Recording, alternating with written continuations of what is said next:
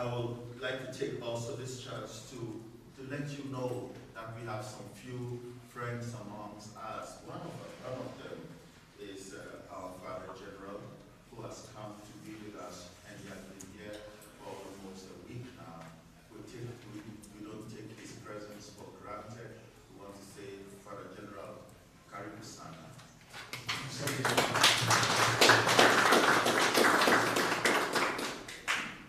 Like he can say, when a chief is going somewhere, he doesn't go all alone. So Father General did not come all alone. He came with his bodyguards. I'd like to introduce them one after the other. I would like to say it's a very special day to welcome Father Peter because he is the Procurator General. Many times when people hear of Procurator, they think that he's carrying money. Unfortunately, he doesn't carry money, he begs for money. Father Peter, we want to welcome you to our midst and also to tell us a little bit about what is happening in the society and how we can safeguard ourselves. We also want to welcome, I will bring all three together so that we will welcome all three together. And I would like to also welcome Father Lazarus, Father Lazar, who has been our mission secretary. He's also here with us. He came together with Father Dikos, and he will also present to us how the missions are working. I will, in the last, let me mention the last president, I'll put all the three together and we'll clap for you and welcome you. I'd like to also welcome Father Darius. Father Darius is someone that when you hear his name, you smile. Because he's the one who deals with the money. And he is also ready to be with us for Monday and Tuesday, and we'll leave on Wednesday. So he may be coming around and we shall see him. He's not here with us at this moment. I would like to say, for those of you who came with the General from Rome, we welcome all of you to Kenya. Karibu Sana.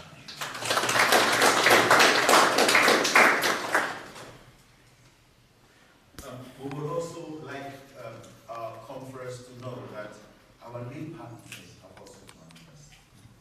We didn't leave them out. We asked that we can be able to, they'll be able to participate in our assemblies. Our lead partners, both of them are from Kenya. We were not able to get anyone from our roots from Tanzania because of the COVID situation and crossing of the border. So one is from Eldoret and one is from NAIROBI. Grace and Mary. Grace and Mary. Please, welcome to our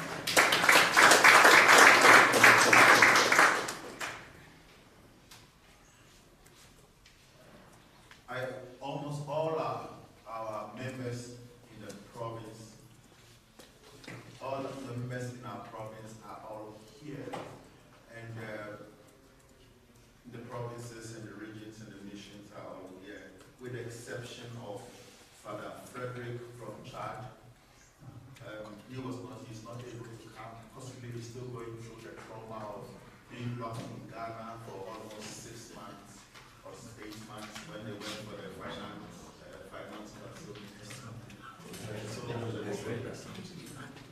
yes, they were not able to fly out of the country, so not that they were locked in prison, no. Ghanaians are not like that. So it's worth it.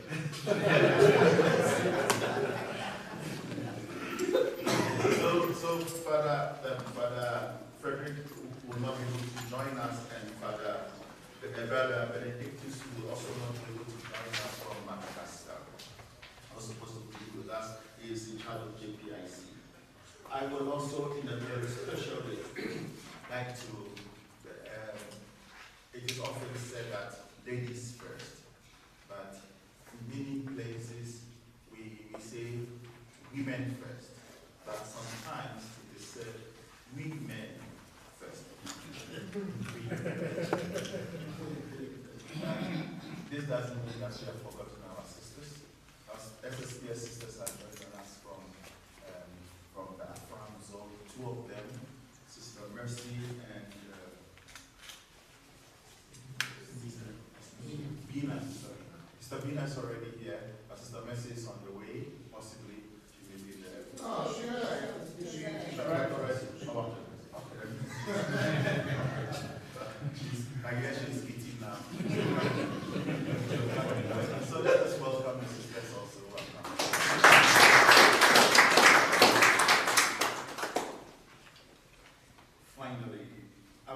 let you know that, I'd like to let you know that we have 3 of our conference who are acting as secretaries for us for the whole time that we are going to be here.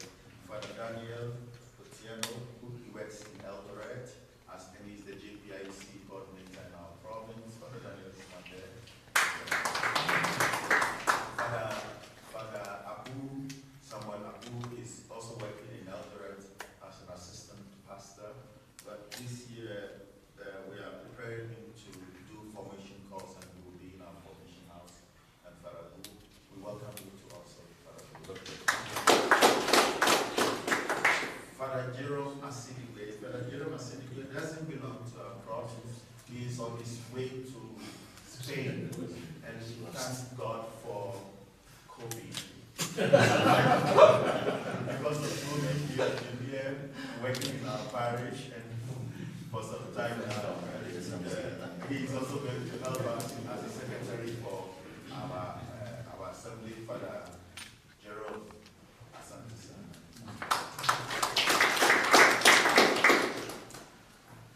If I have not mentioned anyone, it's not very deliberate. Before I conclude, I would also like to acknowledge the presence of Father Henry.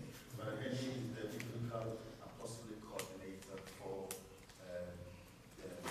DR Congo, and he's also in charge of the Verbum in Congo. He's also joining us in this assembly. Father Henry, thank you. Finally, I would like to say you are all welcome. We have 2 books. Father Will will talk about those books. We have 2 books. One is your exercise book. You can write your notes in. And the second one are the notes and reports from the different zones. So you'll be able to read them before you even come for the assembly. You'll be able to know some few things before you come to the assembly. And some were able to bring theirs, others were not able to bring theirs. And some were also asked to bring their pictures. And we wanted to, when some did not come, we wanted to put some conference pictures there. But we realized that those pictures are not as beautiful as the pictures we have here. So you'll find some pictures of conference there. We wanted to put everybody's pictures so that we will get to know people by name. But at the same time, since we have the beautiful cards, we'll be able to see ourselves also. And on this note, I would like to say thank you so much, and I now ask that our assembly is officially open. Karibu sana.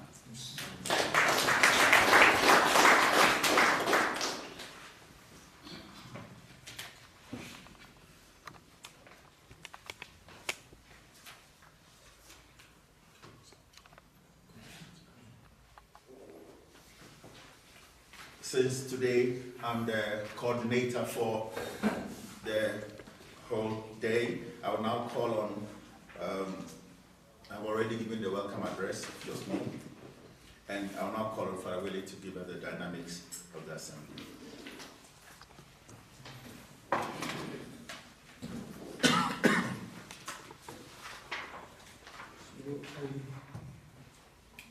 Good morning, everybody. Good morning. Welcome to Nairobi and welcome to this assembly. I'll just try to give some of the little points for the dynamic, how we go about this assembly. So everyone has received a copy of the schedule. So the meeting, the assembly will follow generally what is on the schedule there. But I would like to ask all of us to be a bit flexible. There might be some small changes as we go along. And if there is any change, it will come up from this assembly. We'll come to agreement to if there is any change to be made. So as you read on the note from the bottom of the schedule, for the sharings, an average of 15 to 20 minutes time is given to everyone, except those on the schedule has been allotted to a special time. It is on the schedule. And we try to keep that as we will be giving our reports so that we come up to the end of the assembly without missing any points.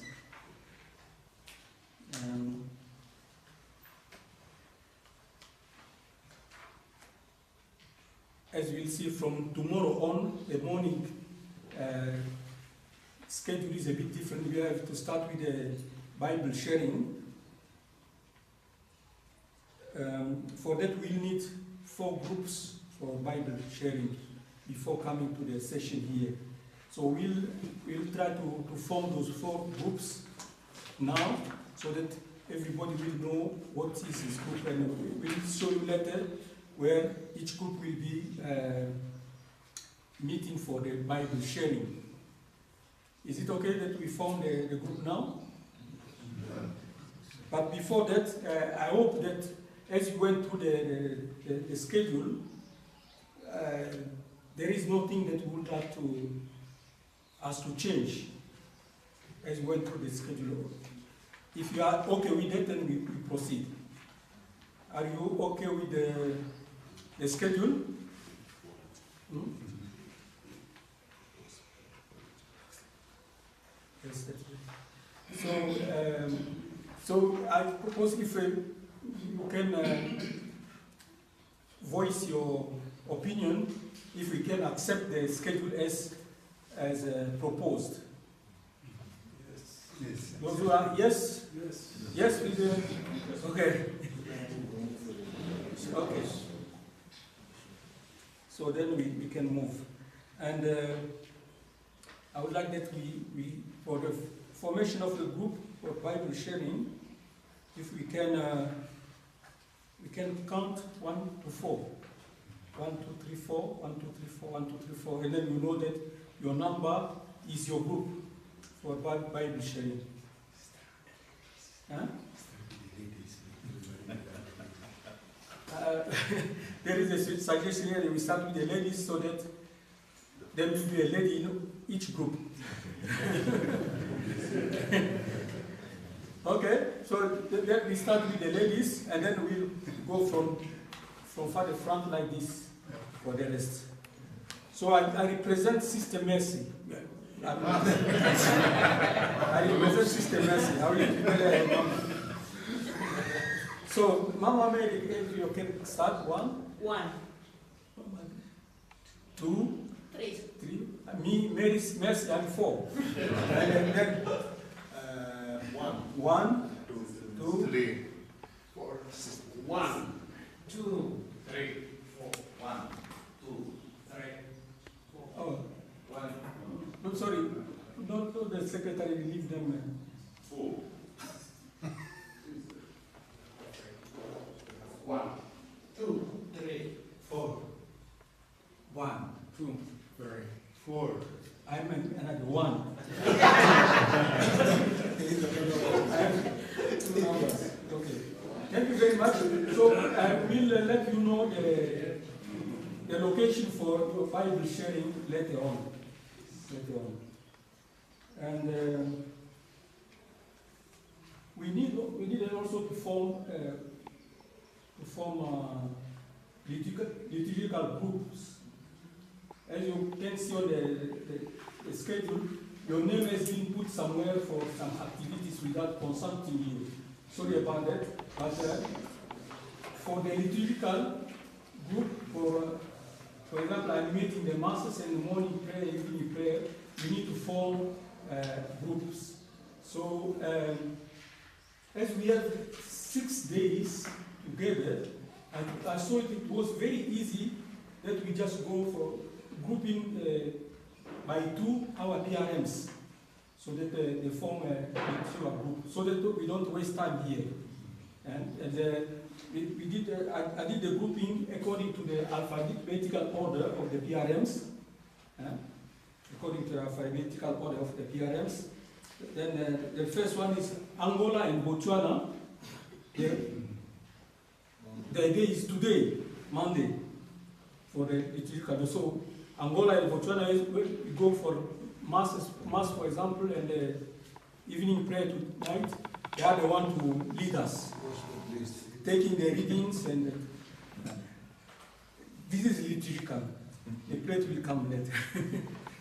So the first group is Angola and Botswana for Monday, and Ghana and Congo for Tuesday, Kenya and Madagascar for Wednesday, Mozambique and South Sudan for Thursday, Chad and Togo, Benin on Friday, and Zambia and Zimbabwe Saturday. But as you see, Saturdays will be I will give you the information. Saturdays will be the departure day, so Zambia and Zimbabwe might be willing to help if we don't have mass together on the Saturday, the departure day. The information will be forwarded to you and to the secretary. Don't worry. All that I'm sharing now. Is it okay like that? For the main celebrants, we have divided already the task in the schedule. You see where your name is, where you are supposed to help the assembly for that. Thank you for your collaboration in advance. So for the rest of the assembly, we need to have also two committees to help us, the steering committee and the drafting committee. The steering committee will be helping to see the flow of the whole assembly, and the drafting committee will be alert to take note of very important issues that are coming and try to formulate it as a resolution or recommendation that will be working at the end, the last day, for our next 3 years in AFRAM. So we need to form those two committees and to help the thing. We thought that for the steering committee, the execom members can be part of the steering committee. So 3 people from the execom, I think it will be enough for the steering committee. But we'll need volunteers for the drafting committee. Volunteers for the drafting committee. We need 3 people for the drafting committee who would like to volunteer to be part of that committee for formulating the resolution and recommendation. 3 people of goodwill.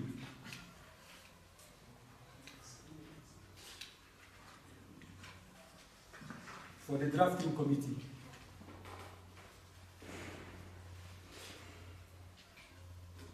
I did not like to propose, if you want to propose somebody in the assembly, I don't know.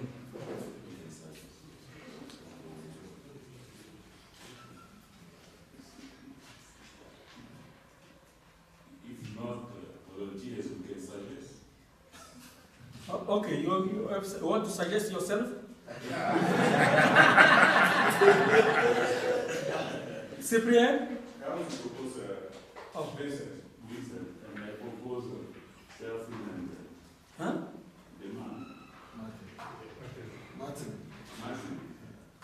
So Martin and Vincent. there are 2 people are proposing, 2 people who are not themselves. So they are proposing Vincent.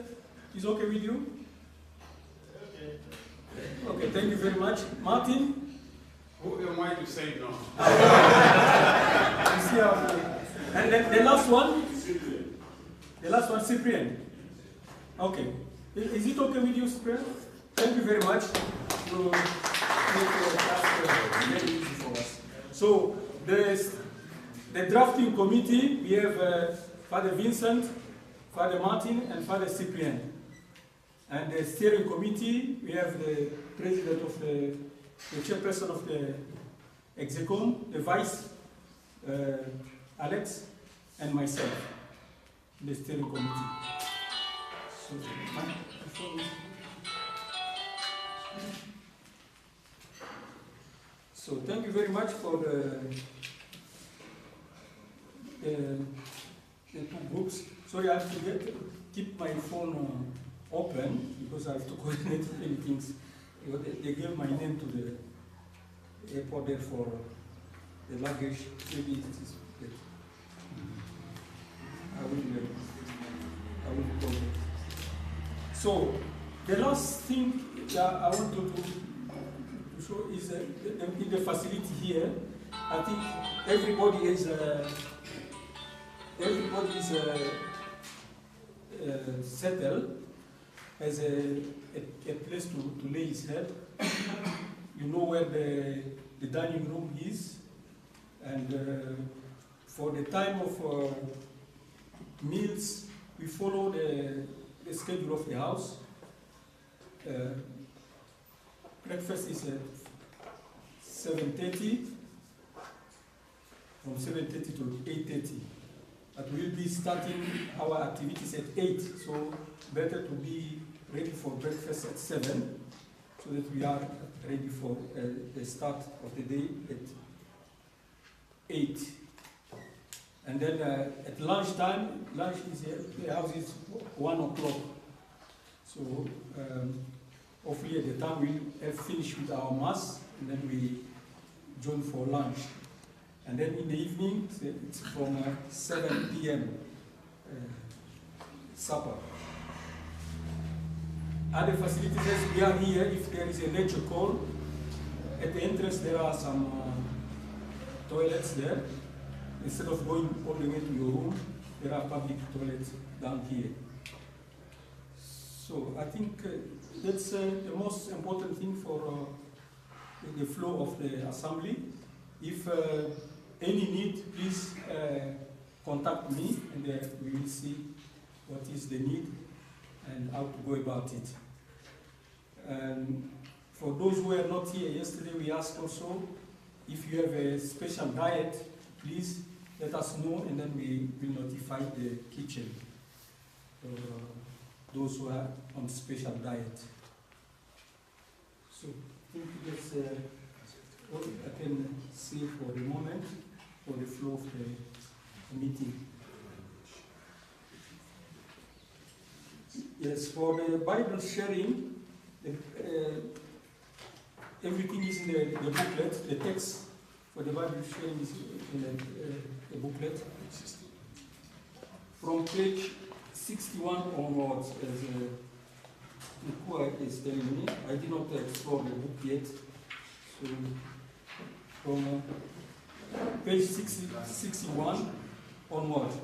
But today we did not have, so we start with the sharing on Tuesday, tomorrow on page 63. So please use this. For this, our excuse is that as we did not get all the elements we asked on time, there are some elements that are missing there, like photos of certain. Those ones who send the photos on time, we forward it to be printed. So those who just send, please don't feel bad that we don't have a favorite friends to put here. And for the reports, also the same. There are some reports that came a bit later. We could not put it in the printing before this day. But everything will be available at the end of the meeting for everybody on a flash disk.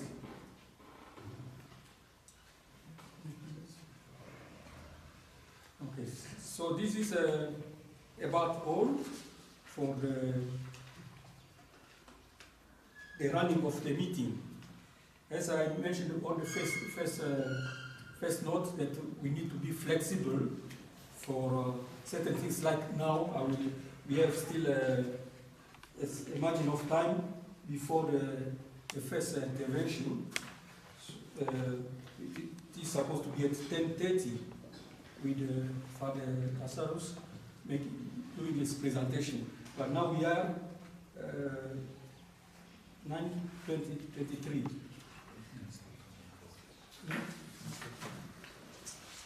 So we have to ask the assembly for your flexibility. If you want, Father can intervene now, and then we'll have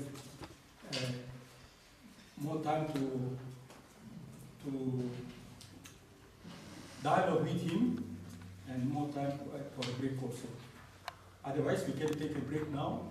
We come at 10:30 as to follow the schedule. What do you want? This flexibility from the assembly. Father, now. Yes. Before that, there's an observation. Bible sharing is 8 a.m. Yes. Breakfast is 7:30. Yes. So you have 30 minutes. 30 minutes of Is it possible to have the breakfast at 7:15? And that one I have to ask the house, because the house is the program is 7:30. I don't know when they start coming in to prepare. I have to ask sister if it can be possible 7:15. Yeah, I cannot respond to the question. Yes. I think I saw on the agenda there is a presentation of Kenya and Tanzania province.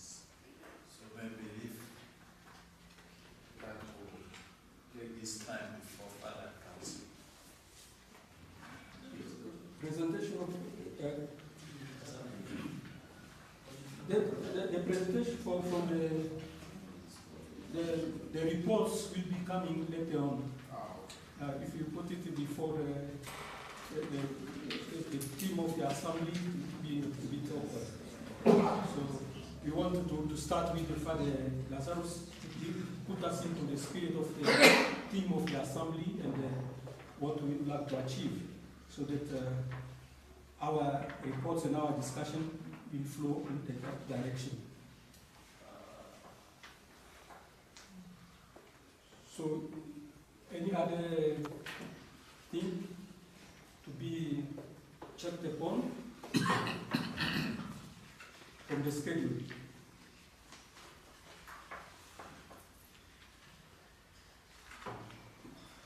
Okay. So, I would like to complete with everybody received a badge. Not yet.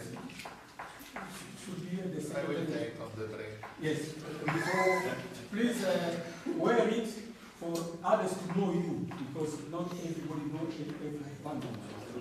I know that Father General knows everybody, the scholastic is not there. But for us, we need to learn who the person is, at least for today, tomorrow. Then when you are familiar with everybody, then we'll put it aside. Okay?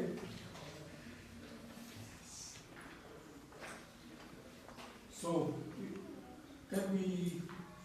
are we saying that Father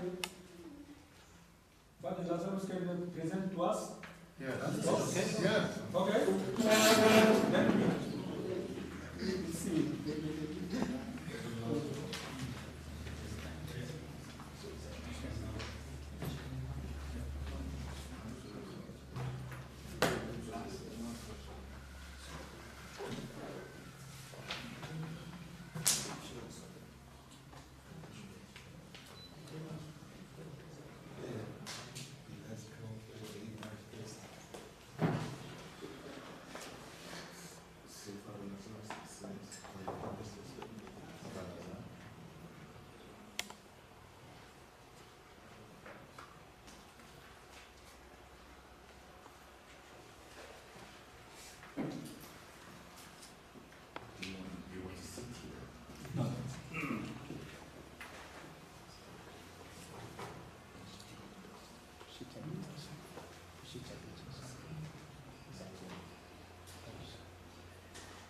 Can you pull up the slide, please?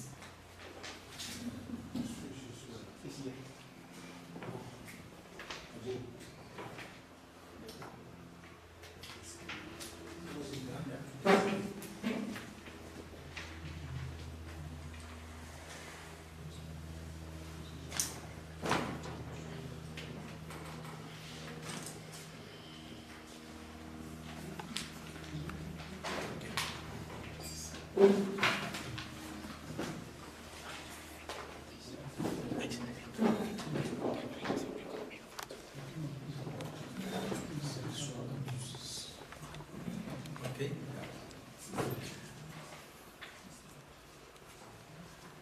So, thank you very much for giving this opportunity to speak to you regarding what they call mission in African church or church in Africa in the light of sexual abuses and the COVID-19 pandemic. Now, the topic what is given here is actually what they call mission in the African church in the light of abuses. But I have taken only just the sexual abuse because there are also other two abuses, financial abuse as well as the spiritual abuse. Now, if you see, once you concentrate on this, the other two also, they are all connected. Therefore, such a large assembly, it's very difficult to go within short time all these different perspectives and then put into together. So I am just placing mainly the sexual abuse, then you can also connect it to financial abuses as well as the spiritual abuses. So my dear confreres and also the lay partners as well as the sisters, I'm trying to give actually the general frame of our mission here in AFRAM. Okay, later on for the Buddhi, the Superior General will give you mainly from the perspective of the society. Then Peter Dicos will present mainly taking some concrete issues, especially from the society point of view, from the cases which he had come across, and from his own reflection, he will be able to guide you. But my task is actually, as we begin, just to put you, all of you, in the framework of understanding what is mission in today's context, especially this context, two contexts. Okay, as we begin now, this culture, family, power, and authority pose difficulties in understanding the gravity of the sexual abuse. Now, if you see, it is not easy to really understand unless you understand what we call the culture, family, power, authority, and all these other elements. So when we try to see this, we also try to see the element in the context of the whole perspective. Now, when people don't feel comfortable to speak about sexuality, the sexual misbehavior, especially speaking about the misbehavior of the bishops, the priest, and the religious within the church become even more difficult. So when we don't talk about it, and then you talk about the misbehavior or the behavior of a particular, church authorities, even the catechist, then it becomes much more difficult. So that is the context we are in now to speak about it or to discuss or also to reflect about it, what is our mission in this particular context. But then along with that, we also see the COVID-19, the fragile world. COVID-19 pandemic is a time of actually global crisis, all of us know. And then SVD mission in Africa, in the African continent, in the light of these two conditions, two concerns. Now, it's a very strange combination, right? Putting out abuses as well as the COVID pandemic and trying to reflect on mission, it's not easy. But then I try to do it in some way where we put our context, because this is the context we are in. So in that context, we see how to understand our mission. Normally when I try to speak to the different people, the formation houses or the priest, religious, even in my earlier journey, I always use this particular phrase. The context creates consciousness. The context should create a consciousness in us to understand who I am, what I am, and what I am supposed to do. And if that particular consciousness is not coming within me, or I am not aware of that particular consciousness, then I cannot really do a mission. I cannot really understand what the Spirit is telling me. I cannot really understand what the Spirit is moving me or moving as a province. So therefore, this particular context should really create a consciousness. So what does it mean to be our SVD congregation in AFRAM zone in these two contexts? Okay, so that is just an introduction.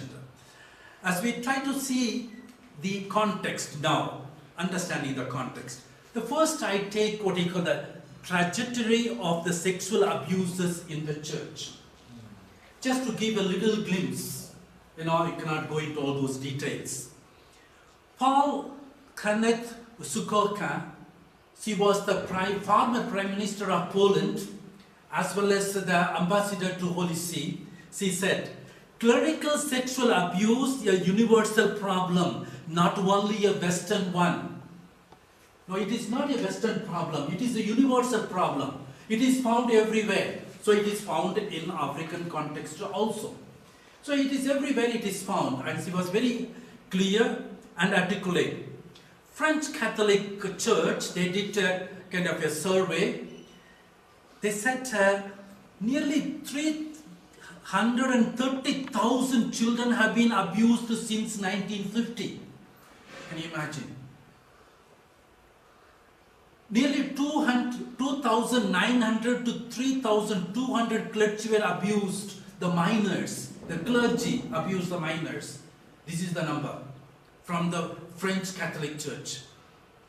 USA, nearly 15,000 priests in 1913, when they published a report, 15,000 priests actually sexually abused the others. And then around 200 victims and 90 priests, and in the 33 years in Boston, in the Boston diocese alone, there were nearly 90 priests. Nearly 1,000 victims, 300 priests, and over 70 years in Pennsylvania. And these are some of the statistics. We can go through the internet and find out all these different statistics, just to give you a glimpse of it. In Chile in 2018, they published a report, 150 church officials abused. The bishops, priests, all the religious, and also what you call the lay leaders. So you can see the amount of abuses which are gone. Especially 296 victims, and they said including 178 minors. Now, the sexual abuses in Africa. No, very difficult. I have gone through several documents, in my presentation, when I was preparing for this presentation. Very difficult to know the exact number in Africa. Many countries do not count or even do not reveal. This is the concern. Many countries, many bishops do not count or do not reveal. So it's very difficult to know the numbers. South Africa actually published nearly 37 known cases of sexual abuse by the Catholic priests since 2003. There is one African country, actually I can say they just published it. In Central African Republic, one Belgian priest was accused, the known case what we know.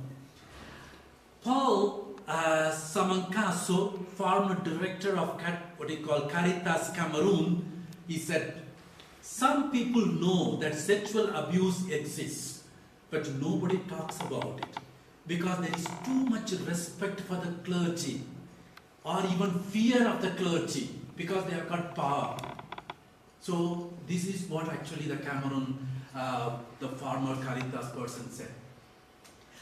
And Sister Maura Donao, sorry for my pronunciation, wrote what he called confidential report on Africa in 1994.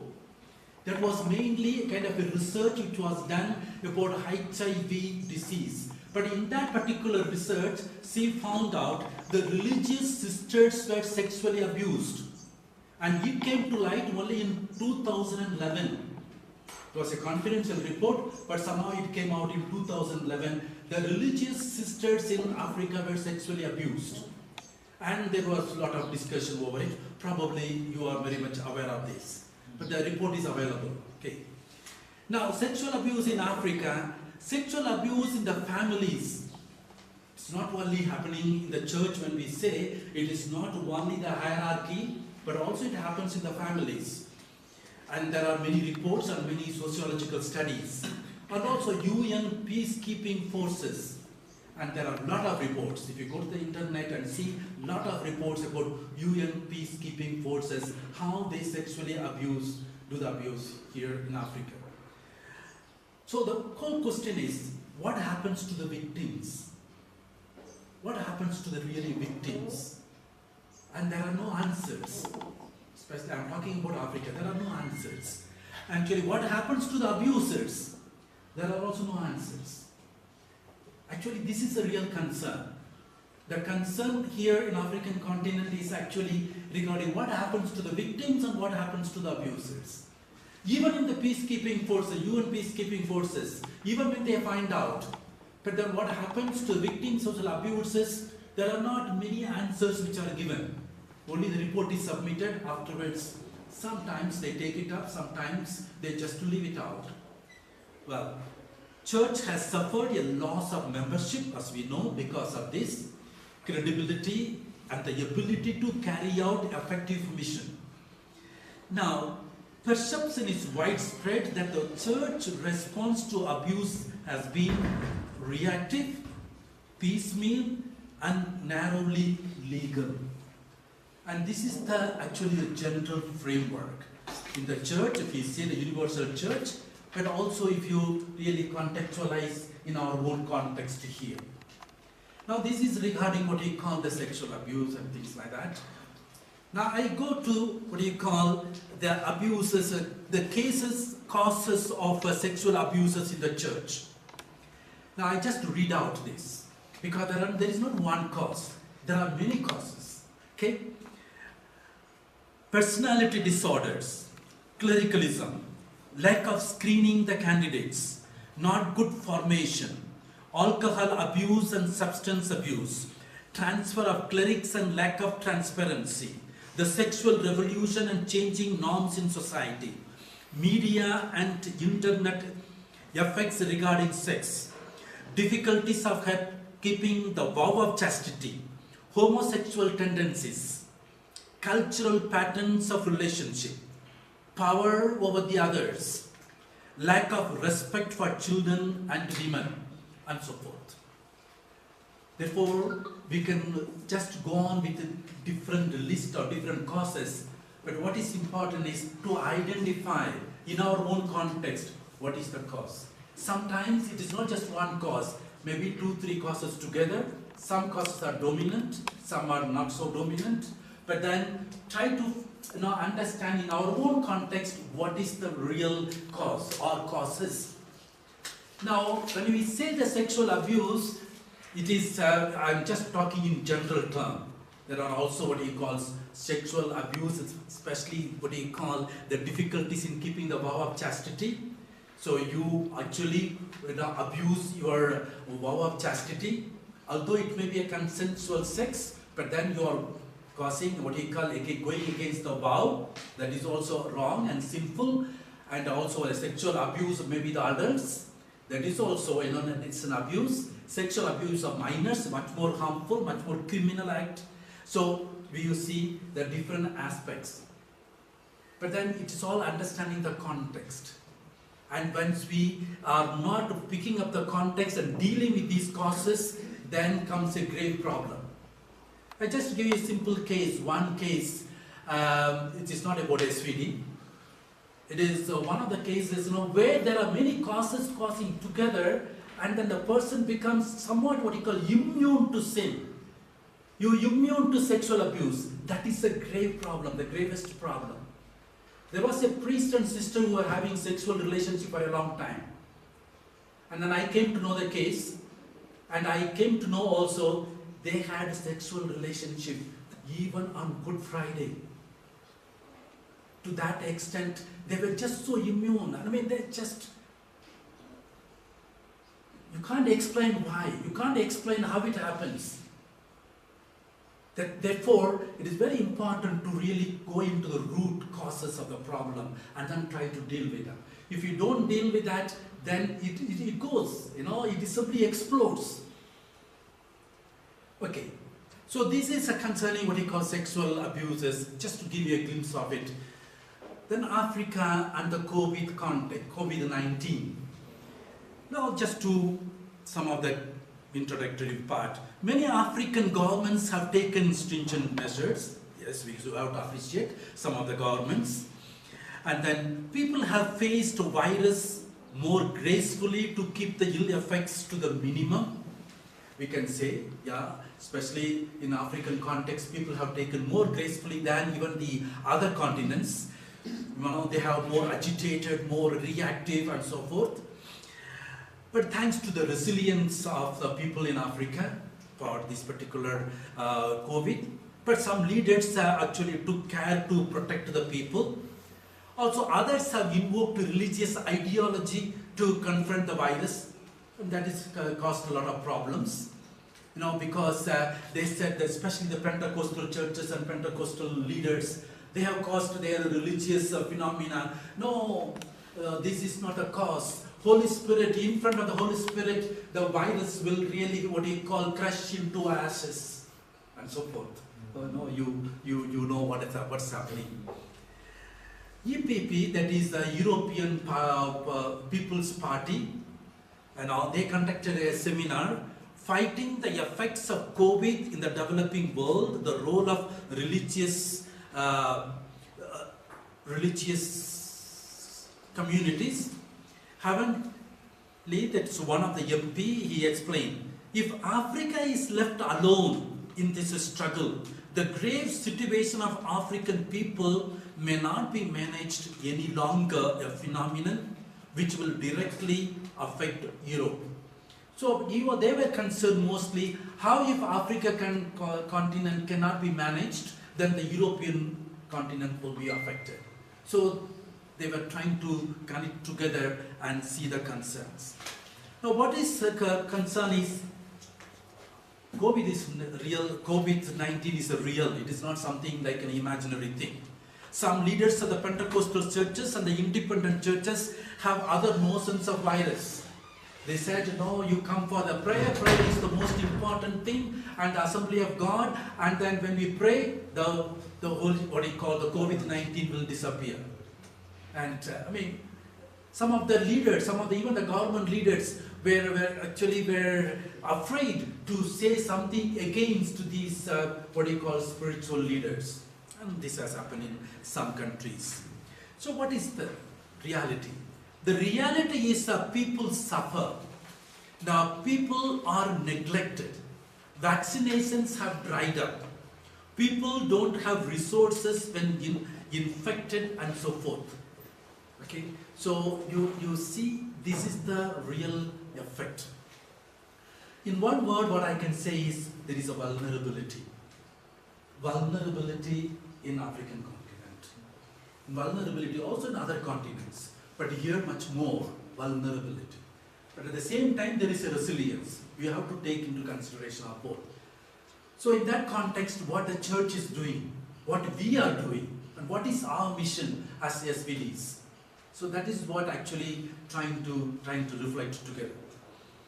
Okay, so in that particular context, I try to see also the other realities. Let us not forget, when we talk about mission, these are two contextual things we want to reflect, but I also want to mention about other realities.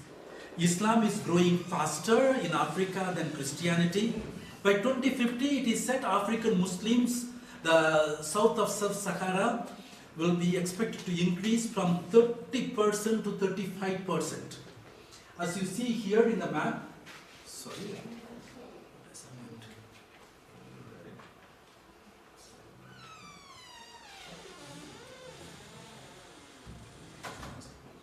Okay, I did not see the screen.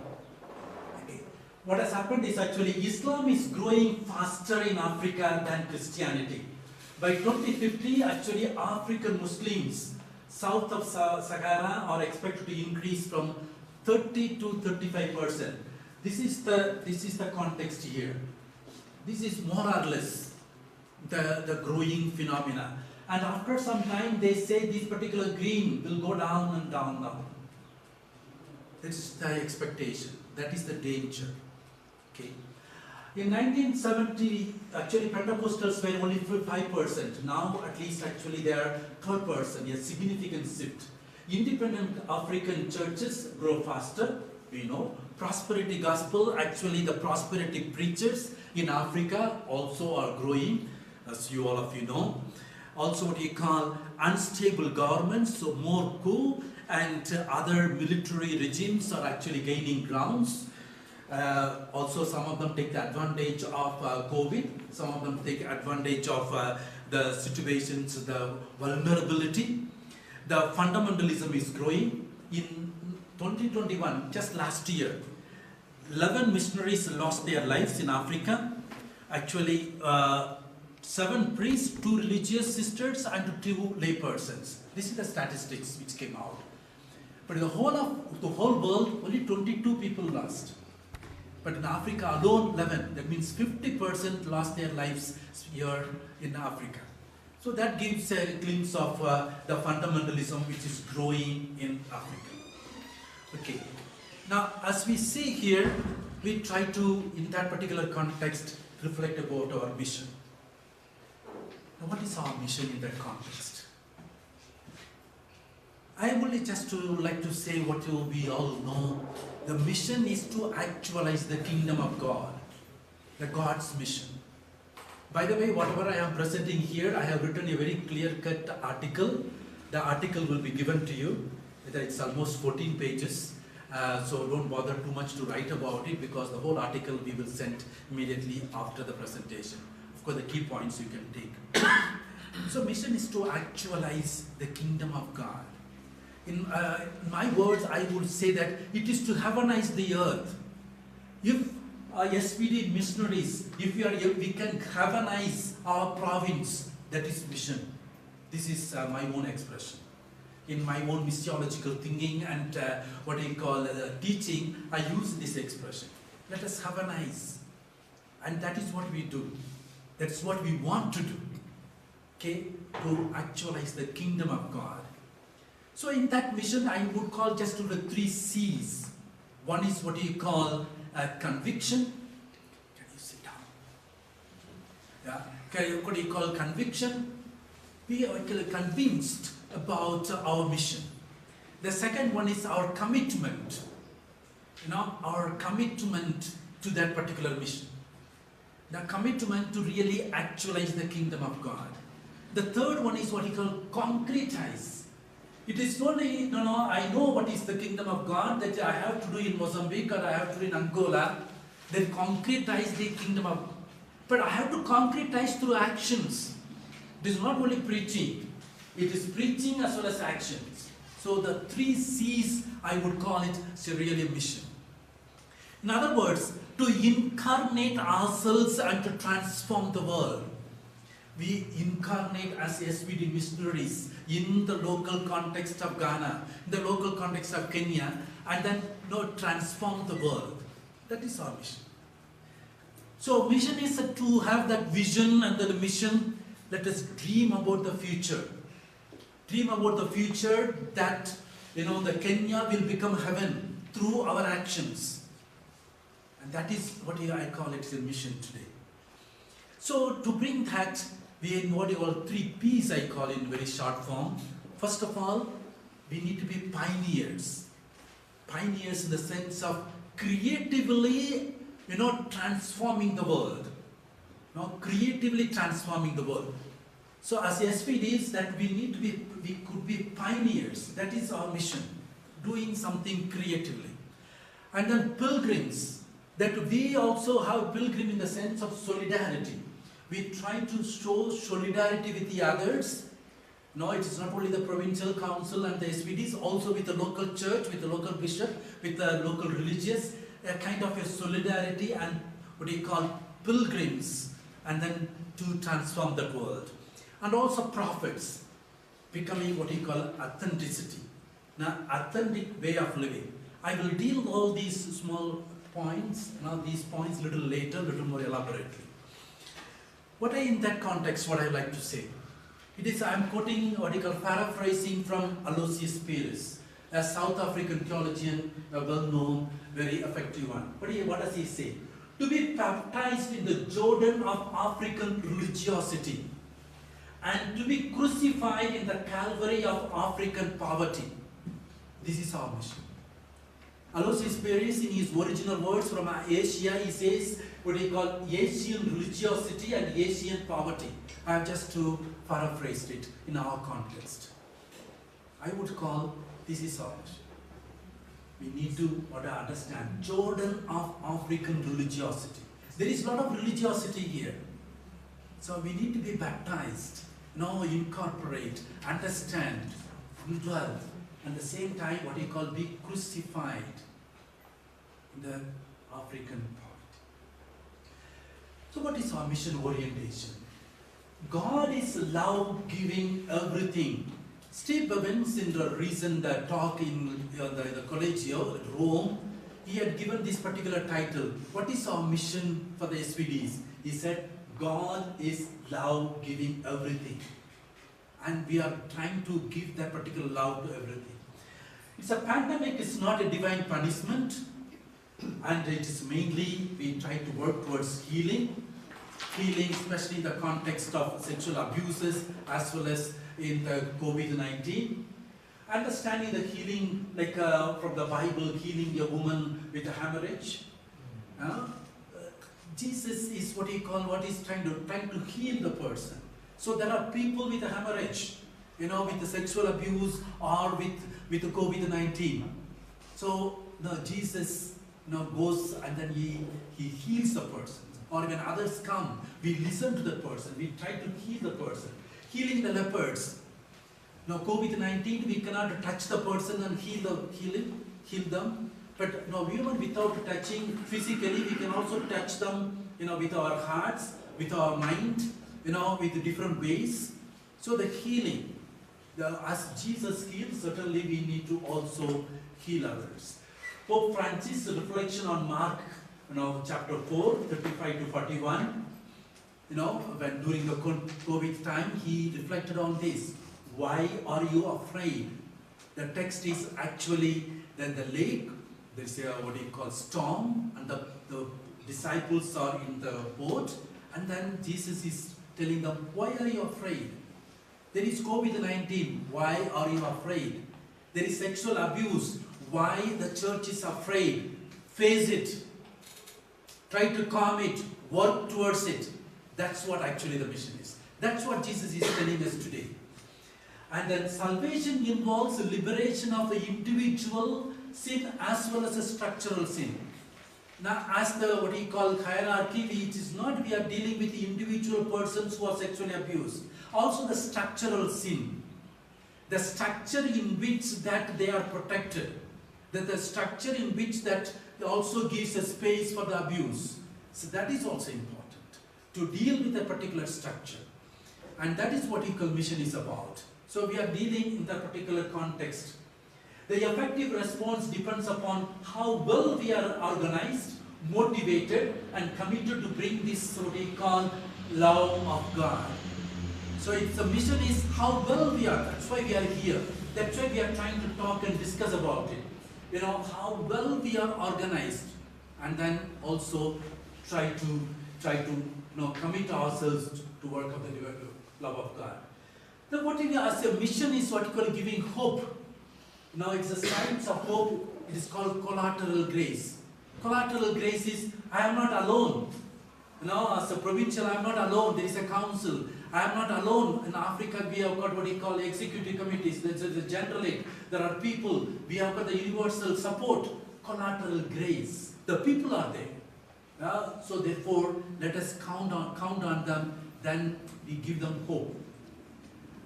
Now this is another simple reflection. I just want to, maybe you may not agree with me, but I have read some text. I also reflected over it, just to reflect with me and see. Especially in the context of sexual abuse. Try to understand it theologically. Okay? If you are naming Jesus as the sexual abuse victim,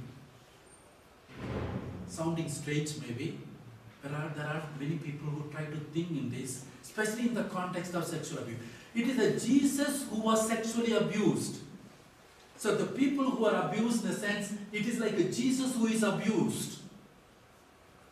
So that particular context. We know about Me Too movement. Okay, the people who are abused joined the Me Too movement.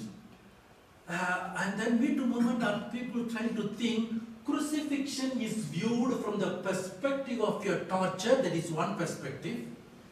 Perspective of lynching, that is another perspective.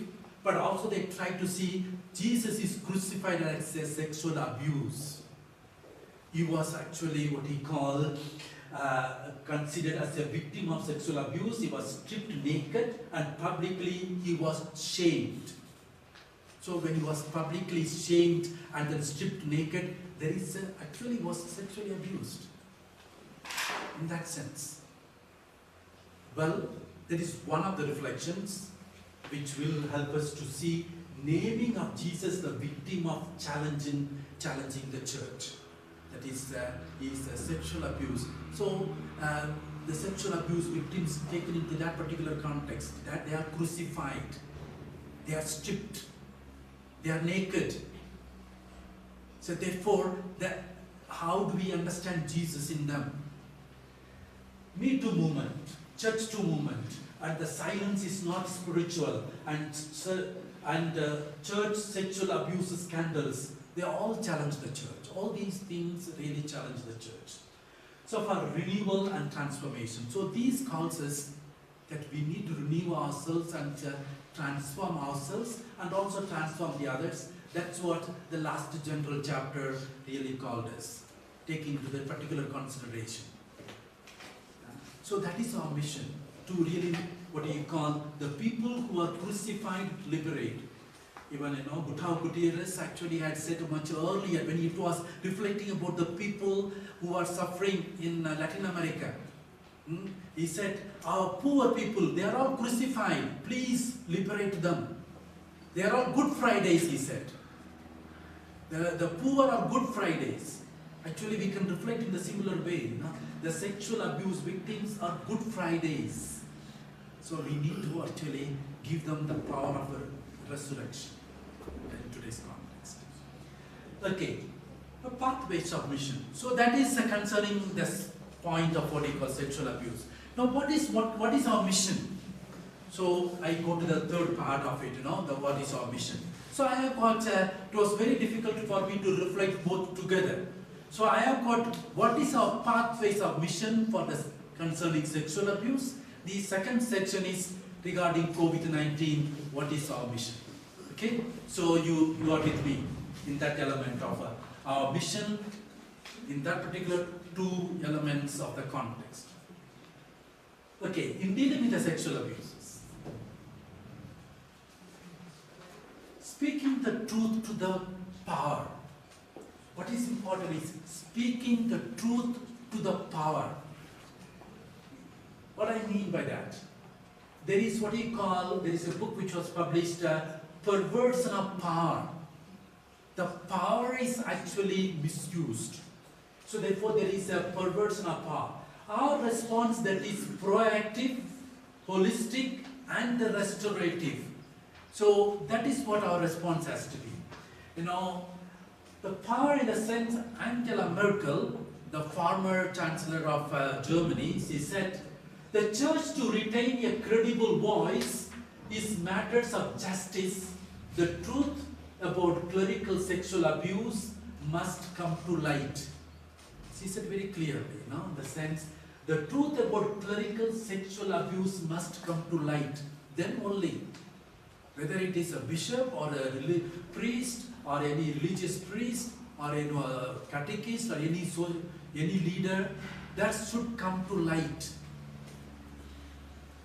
And if we want to live the truth, we cannot close our eyes. One of the sexual abuse victims said like this. If we want to really know the truth, we cannot close our eyes. We have to really open the eyes and see. So that is the challenge of the church in Africa. As I said, not many details are available because of maybe culture, maybe because of power, maybe because of clericalism, as I explained earlier, and also the timidity, also fear. So therefore, we have to understand in that context, but then our mission is actually speak the truth to the power. If all the simple people are abused, truth to the power. If the provincial has abused someone else, then truth to the higher power. Go to the bishop, go to the general. Okay, the bishop has abused, go to the whip, go to the pope. So therefore, simply don't stop. Speak the truth to the power. It's important. Speaking the truth to the people in power. Accountability. In other words, it's what we call accountability. Maybe Peter Dicos will talk about it later, what is the meaning of accountability and so forth. But then being accountable. Once I know I have to be accountable, that is our mission. If I am not accountable, that I am not really doing God's mission. I am not really what we call looking at the people who are crucified. That's what I would say. Establish the Truth Commission. That may be one of the ways. In each province or each diocese, establish the Truth Commission can help the victims. Okay, that will help in a way open the ways to talk to the power. Confidentiality, self-belief, and trust in the church. So these may be some of the ways in which also we can understand what we call speaking the truth to the power. So let us not be hesitant. Always, open ourselves and go.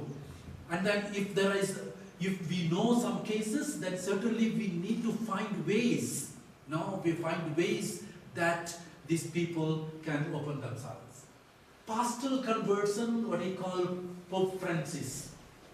I'm just taking from Pope Francis what he says about what is our mission in this context. He talked about pastoral conversion. First is listening. Within the particular culture, it may not be easy. It is a duty of the church to make suitable channels to listen to them confidentially. Therefore, listening to the victim. Actually, it is very important. The listening to the victim is very important. And if we are not able to listening to the victims, actually we are not being missionaries. We are not doing our mission. It is very difficult. Sometimes over the years we come to understand much more. But then today, as we know the realities, we need to listen. And just to give you one example of my own weakness, I can tell you that, okay? There is nothing very confidential because I dealt with a conferor when I became a provincial in 2008.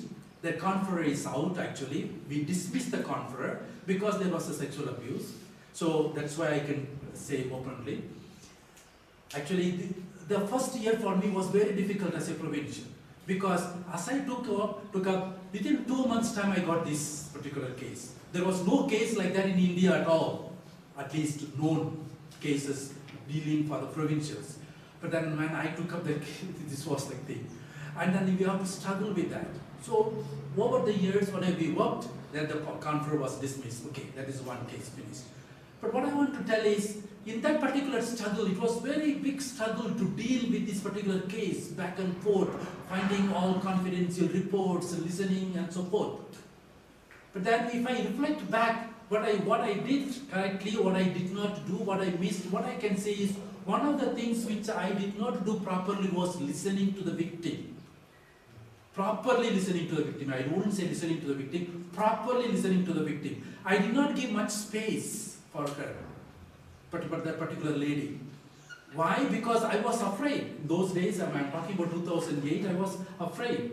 But then I did it justly, that I can tell you, I can openly, I did just thing for her.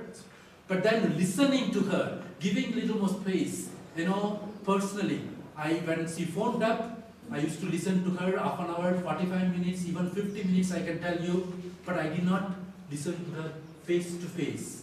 She was always talking on the phone. 45 minutes sometimes.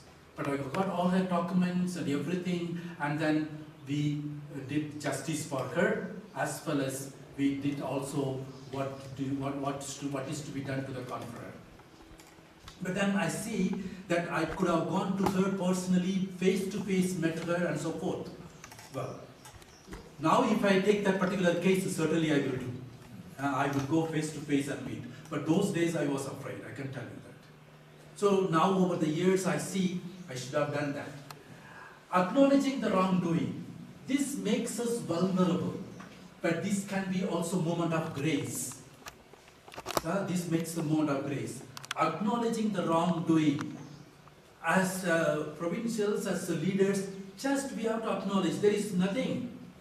There is nothing beyond that. Simply we have to acknowledge if there is wrong thing. You know the case of Pope Benedict, and because it is public. Okay? Before he accepted, there is a professor called Hans Zollner from Gregorian University. Before Pope Francis accepted his case, he already gave an interview 2 or 3 days before, and he pointed out Pope Benedict has done wrong thing according to the document. The graceful thing is he should accept that he made a mistake. After 2 or 3 days, actually Pope Benedict accepted his mistake. You know what has happened. That he did not really handle the case properly. So therefore, simply accept. And then we have to find out the ways if a conferor or a particular person is not accepting, acknowledging the wrongdoing. Seeking forgiveness. This is not an easy path to walk, but we must walk. Seeking forgiveness from the victims, from everyone, trying to understand the context, seeking forgiveness. This is a pastoral conversion what Pope Francis actually telling us. Okay, Cardinal Malai is actually Pontifical Commission's president for the prevention of abuse of minors. He says, people are not going to believe the gospel if they think that we do not care about their children. If we come to know and we did not deal with them, they will not believe that we can preach the gospel. That's why transferring the pedophilic priest is not the solution. It's very clear. No, just to transferring them is not the thing. We have to deal with them straight. Okay? Carrying a culture of safety. This is another point which I can see as a mission we should do. Creating a culture of safety. Now, serious introspection on the cultural traditions, rituals, customs, practices, and cultural myths in relation to the young girls and children. Now, in the missiological context, we call this is also inculturation.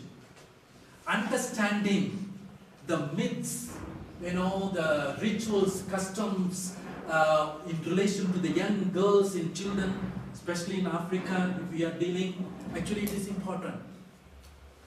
We need to analyze and to try to see and try to what he call change the customs.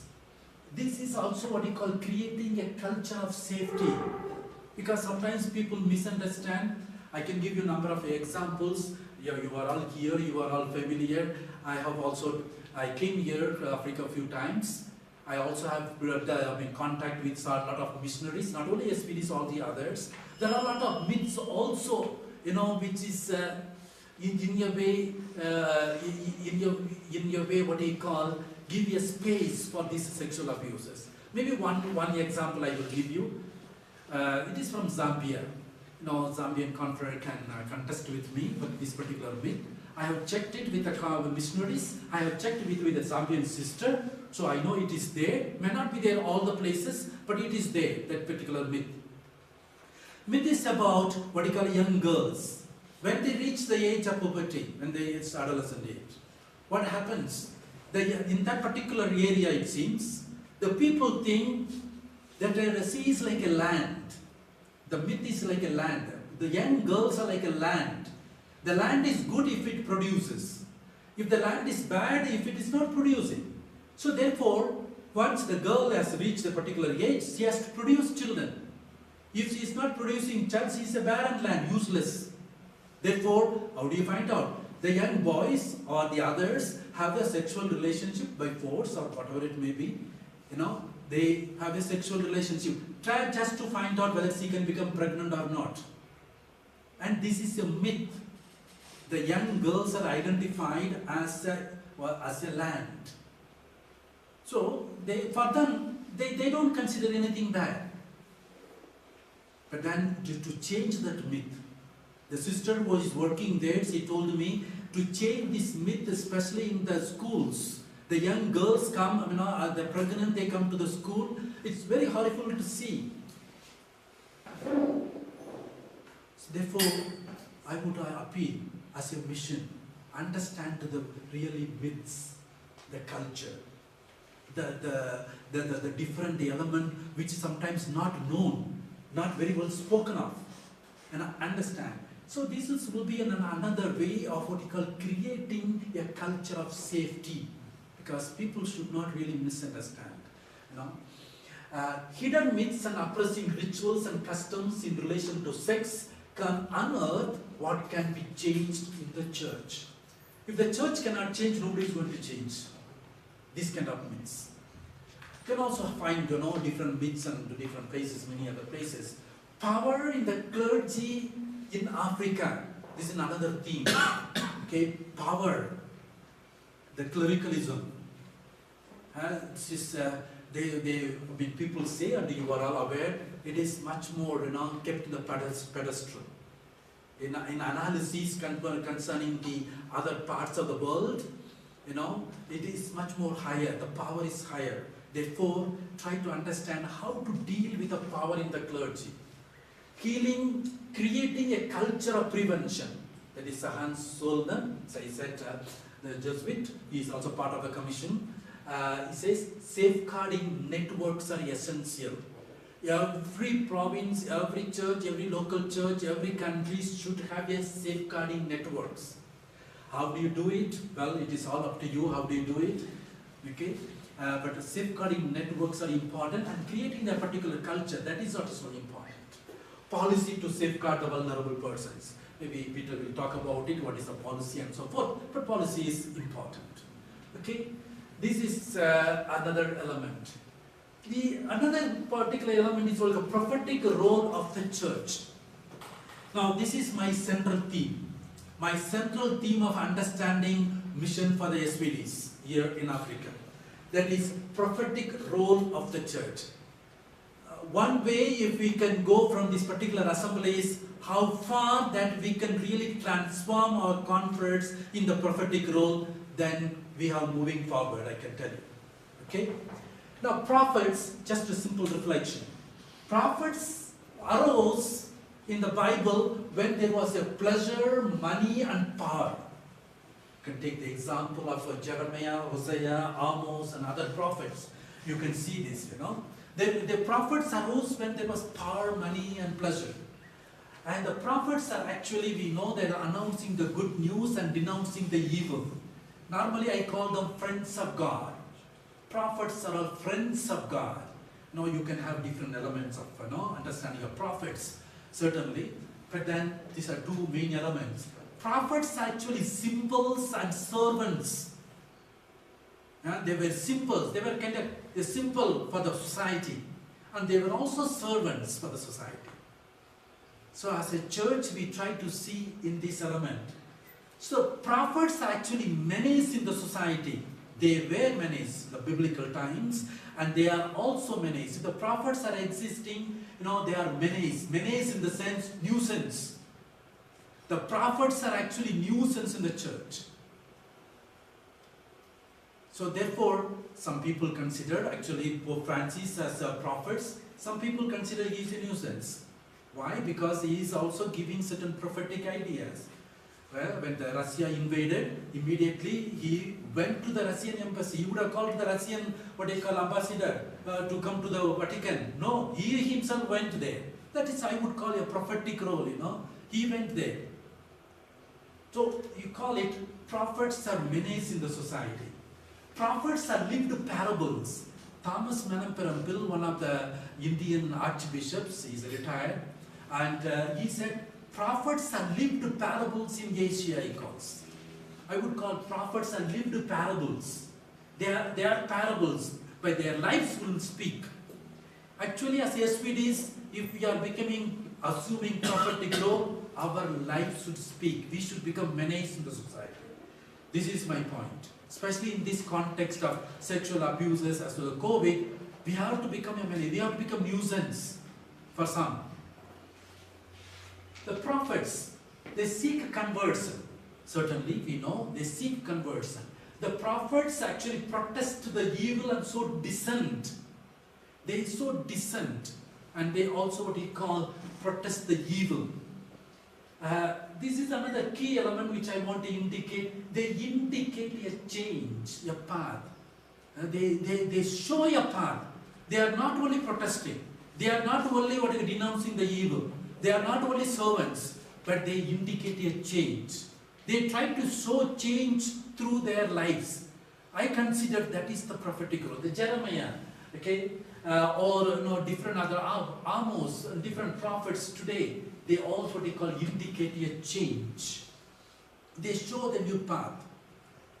And if your prophets can show a new path, if as SVDs we can show a new path, then we are playing a prophetic role. Not only abusing, not only denouncing, not only what we call announcing the good news, but then we also show a change. But do we have prophet figures in our PRMs? Okay.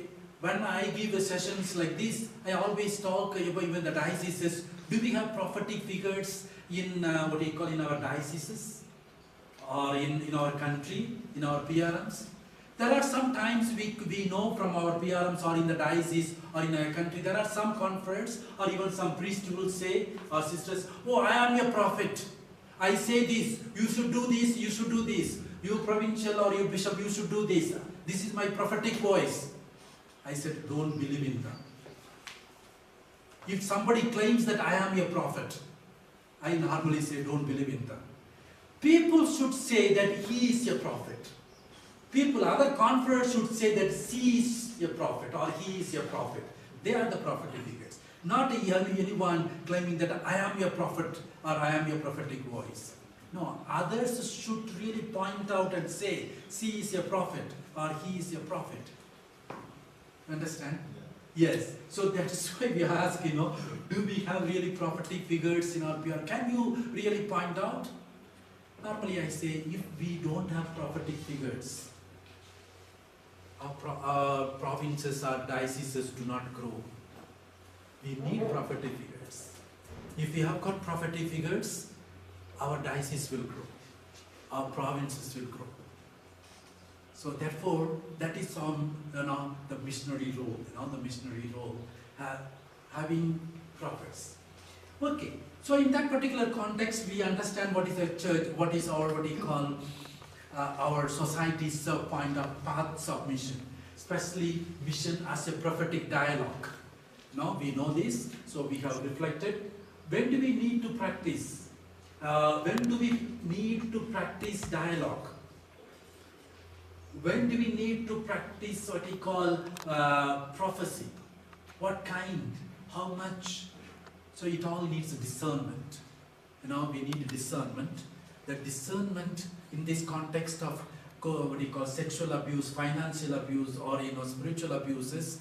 In this particular context, we try to see how far that we could really move ahead. Okay. I propose just 3 elements of prophetic. This is my own reflections as well as, in this context. Prophetic compassion. Now, called prophetic compassion. What do I mean? Compassion means we know, feel with, or to suffer together. Now, that is a compassion. We understand. I feel with. It is like a gut level feeling. Gut level feeling. My body feels. So therefore, it is a feel with, what I call, or to suffer with. Moves our body, our being with the other, liberate others. So therefore, it is our body moves and we move it, we feel with the others as well as liberating the other persons. Felix Wilfred, he calls it a culture of a prophetic love. It is creating a culture of prophetic love. So, the prophetic compassion is actually, we are compassionate, at the same time we are prophetic. So therefore, when we are compassionate and prophetic, in the cases of sexual abuse or financial abuse or even spiritual abuse, what we need is justice is established, good relationship is restored, and false claims are thoroughly dealt with. Whether with the victim or with the others, the false claim. This is what we call prophetic compassion. We are compassionate. the same time prophetic. Okay, so we feel with the victims and seek justice. No, we feel with the victim. Therefore, the listening and acknowledging, as I told you earlier, that those three elements are also needed. And then monitoring and healing the, what we call also the perpetrators. Now the perpetrators, abusers, they are also, no, we need to also deal with them. We need to deal with them prophetically. At the same time, we also deal with them compassionate. So it is a kind of a very difficult role. But this is what I would like to point out. You know, the prophetic compassion. So the second one is what we call prophetic diaconia. Prophetic diaconia, well, going beyond the charity symptom. Sometimes we think that when we sexual abuse victims, okay, we give them some money. Okay, giving compensation to the victim is the, I would call that is only the minimum act. This is only a minimum act. What is needed is actually proactive and interactive role of serving them. You know, serving the victims. You know, that leads us, the silence and the neutral position is the betrayal of Jesus. So you cannot be silent. Neither you can be neutral, especially as leaders. And now we cannot be neutral, we cannot be silent in this context. We have to, if anybody has abused, no, in different ways, we have to really seek justice. So if you are, by doing service, you are serving the society. When we do the prophetic role, we are serving the society, we are serving the church. So that is the prophetic diaconia. So our understanding, deliberative, consistent and constant action against the abusers. So that is what is needed, you know. It is a deliberative, consistent and constant action against the abusers. At the same time, through that actually you are serving. You are not, you know, victimizing anyone. You are serving the church, we are serving the abusers, serving the people. So we need to understand the prophetic diaconia in the largest sense of the society. Prophets of human beings. This is another. So prophetic compassion, prophetic diaconia, and prophetic of human beings. Denouncing the evil of abuse, we already said. Alternative path to restore peace. Find out what are the alternative paths where we can restore peace. Now, as I said, we cannot be silent. Homosexuality in Africa. This is a difficult topic to discuss. You all know this. Yeah? Difficult topic, especially in Africa, to discuss. But then, if we are really want to deal with this case, we have to discuss. Okay, find some forms. And I wouldn't say that, you know, call everybody and discuss in the sense of, you know, people and so forth.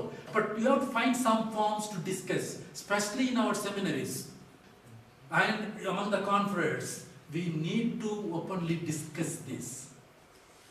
As I said, you know, in the cases, especially in United States, 81% of the abused people were actually minors, boys.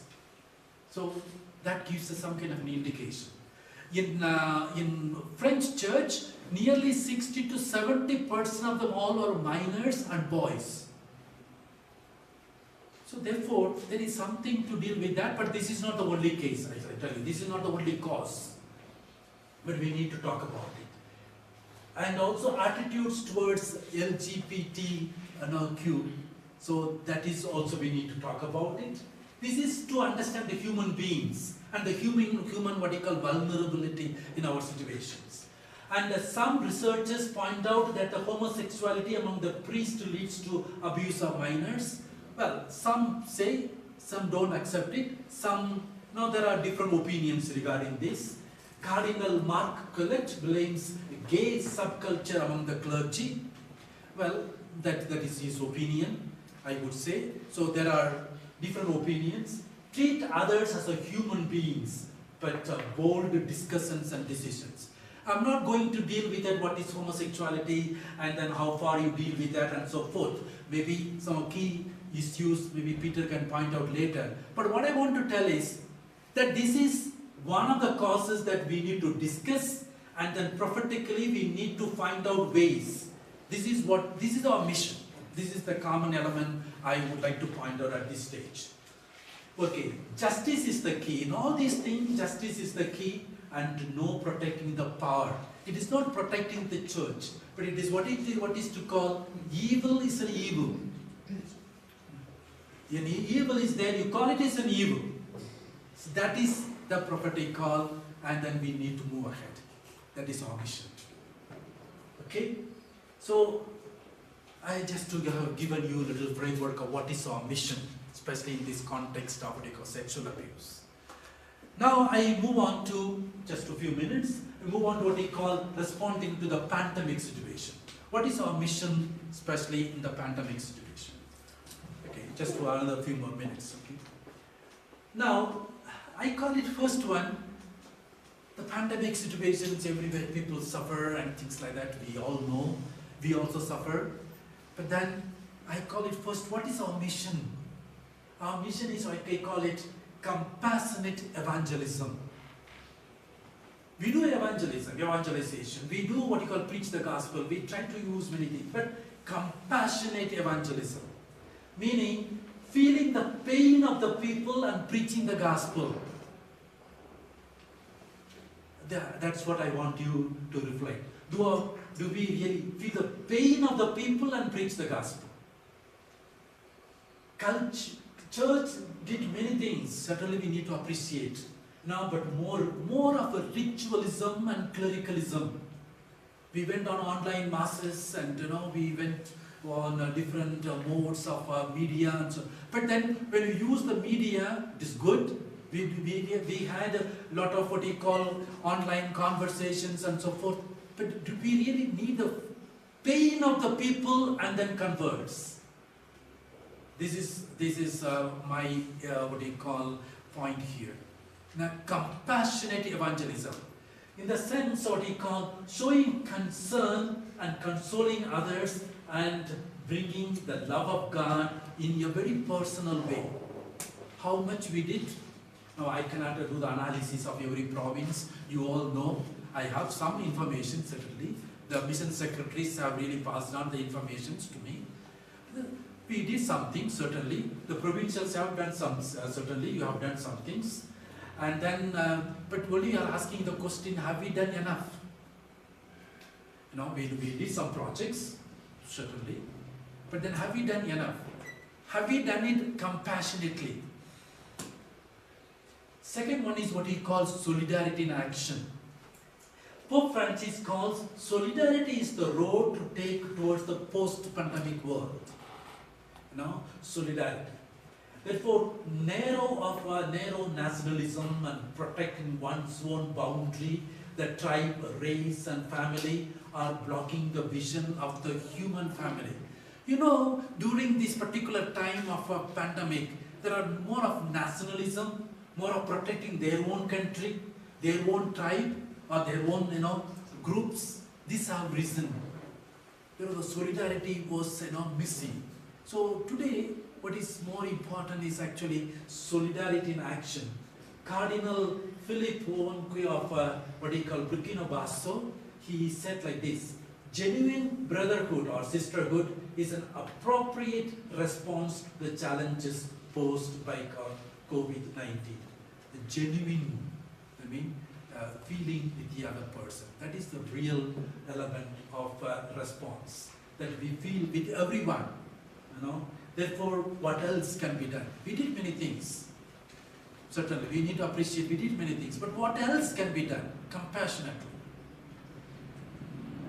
Pope calls for a solidarity in confronting the epochal challenge.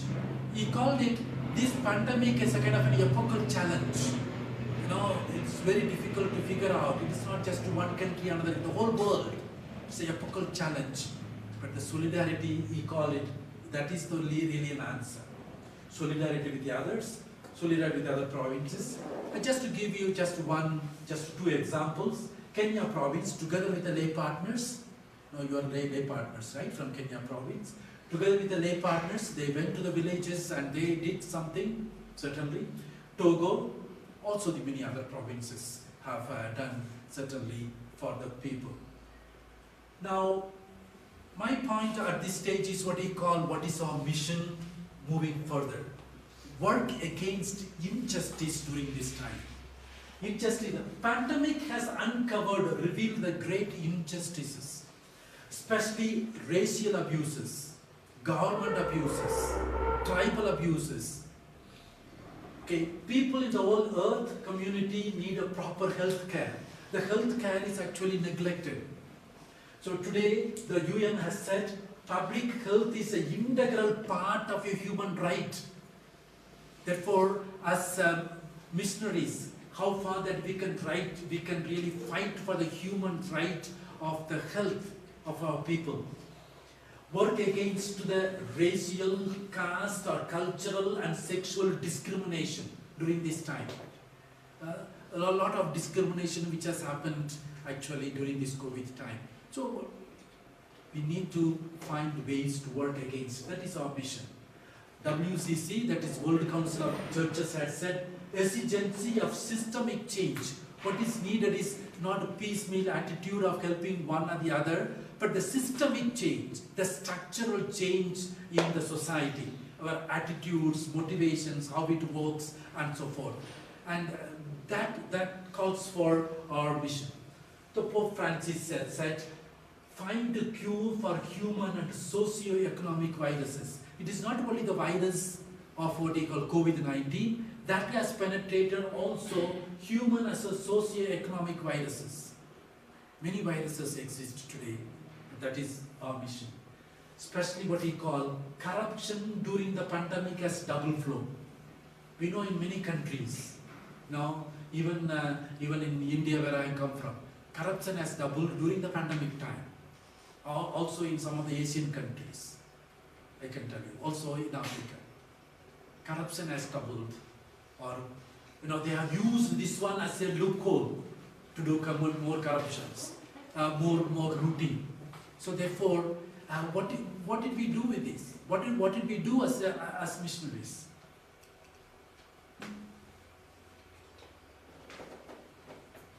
The other element is what we call sustainable human development. Virus has taught us how we have calmed the nature, exposed the imbalance of the development. Also, sustainable future is also possible if governance changes.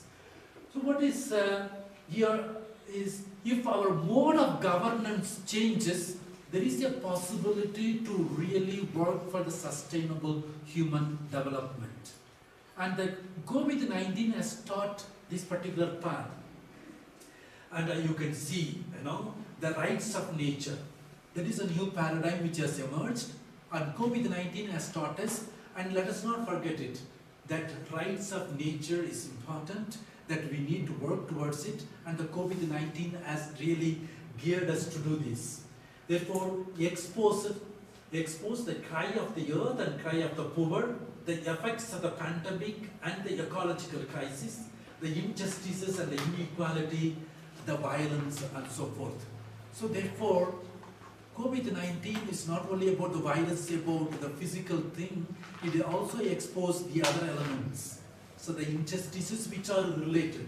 So therefore, we need to really pay attention to this and then work towards sustainable human development. Some act according to sustainable human development paradigm. This is prophetic. Now, if any of us have really raised to the occasion and tried to contain this, sustainable human development, I would call it, it's a prophetic act. Prophetic act to maintain the human development. The prophetic act to maintain the nature. Prophetic act to actually to hear the cry of the poor and cry of the earth. So if we don't hear the cry and act upon it, then we have lost our prophetism. So therefore, that is important. The last point actually, then I conclude. The last point is actually emphasizing education. We are also dealing, in the education. Education is mission. I conducted a seminar in Ishwani Kendra, Pune when I was working as a missiological institute director.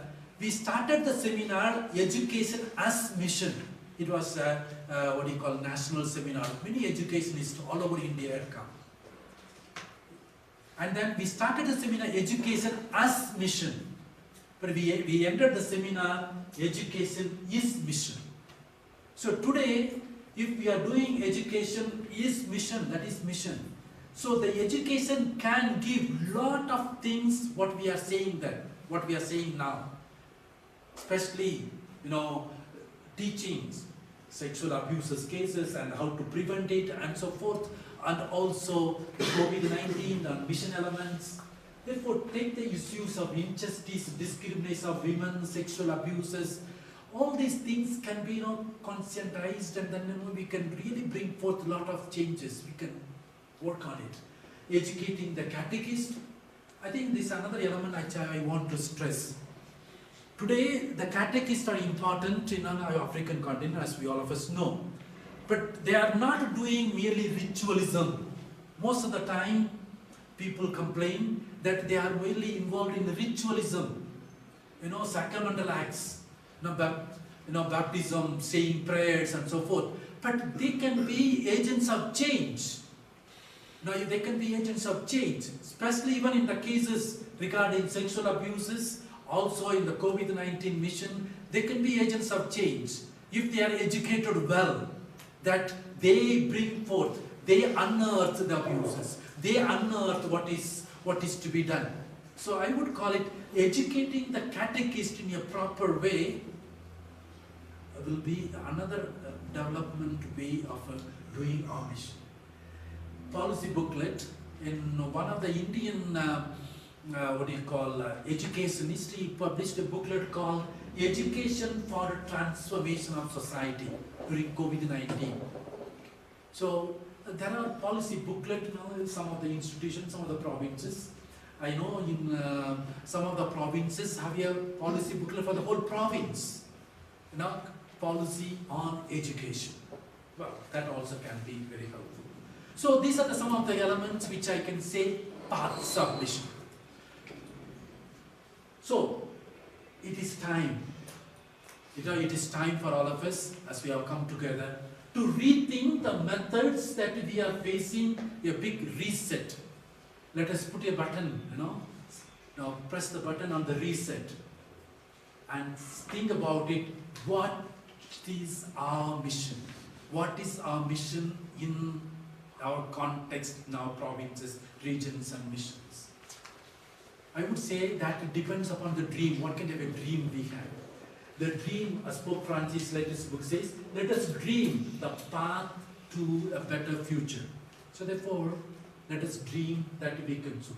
The dream should not be only my dream as a provincial or a councillor.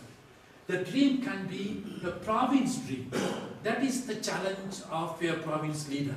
How can I bring the whole province, all the people together to dream? Is everyone involved? Then if everyone is involved, we will achieve much better than only as a provincial leader. Therefore, the abuses by the church hierarchy or any person should not deter us to follow our master and to observe our vows prophetically. Our mission is to heal the suffering, to seek justice, prevent future abuse, restore trust and credibility, becoming faithful and creative disciples. That leads us to the theme of the next general chapter, that we become faithful and the creative disciples. The world is wounded, so search for creative ways of doing mission. This is the theme of the next general chapter. So therefore, finding solutions collectively and executing remedies, finding paths of mission in this particular context. So more creative and appropriate action would show how serious we are in these concerns. We can listen and we can forget, then that's it, ends here. But if you are more serious, depending upon how much appropriate action we do. So therefore, transparency, accountability, and concrete action. These are three elements which are needed. That will lead to next speakers to deal with them. And then I only want to conclude, let us grow as faithful and creative disciples with prophetic action. The prophetic action in which that we get involved will tell us how we are faithful and creative disciples. Thank you.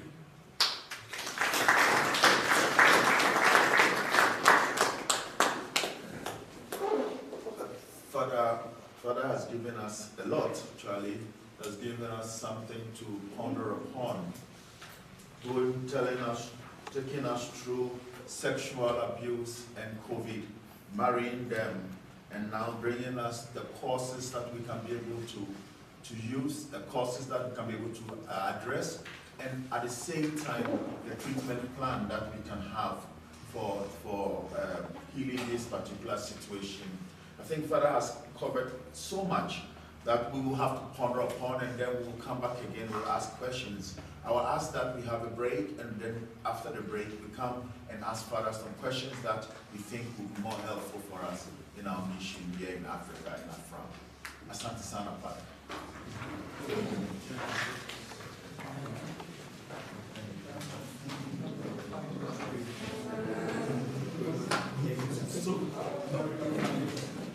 So we can have about 30 minutes break and then come back to the hall. A bell will be rung, and we can all come back to the hall.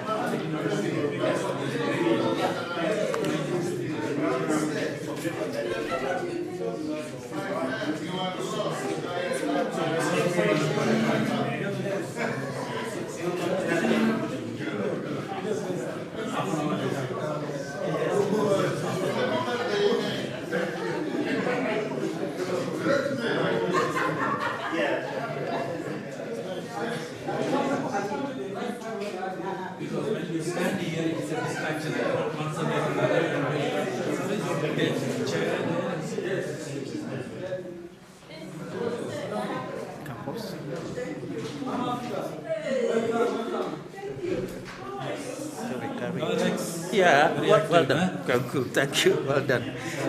So,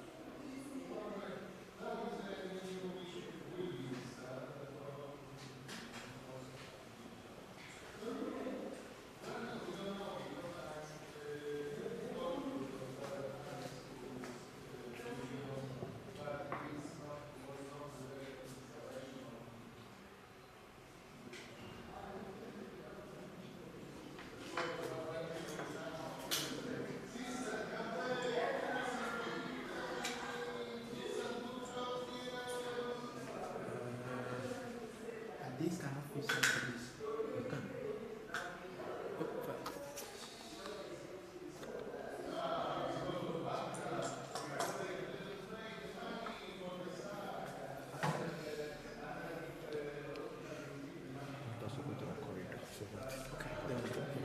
Activities.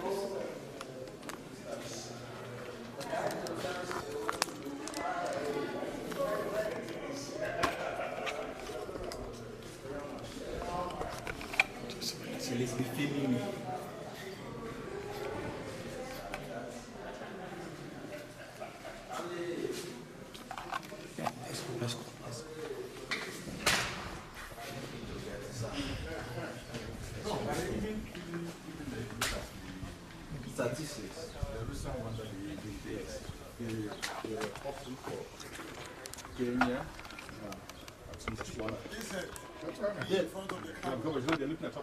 No, it's pointing towards you. You see the choices. You don't send them also. No. It's not much. The final thing is journalism. Yeah.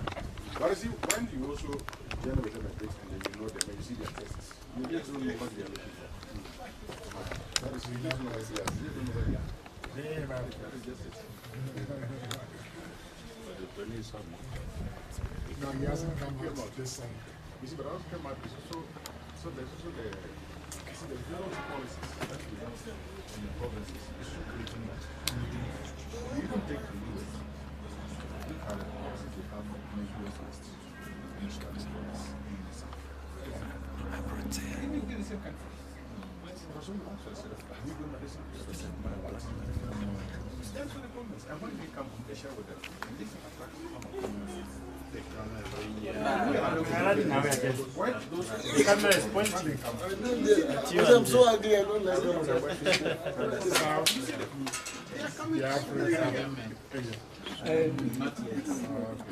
The best is fun, no? They are bringing us.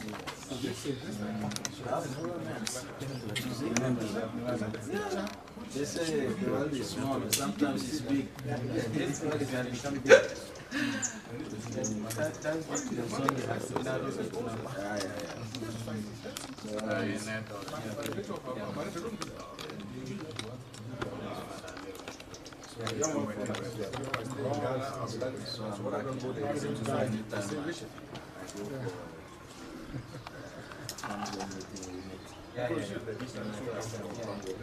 Last year, 2019, I was visited.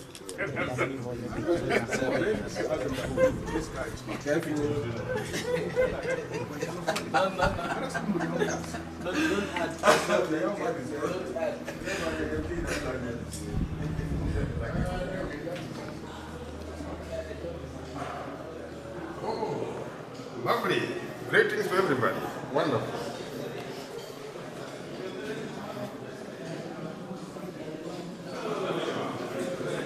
Because I announced in church yesterday.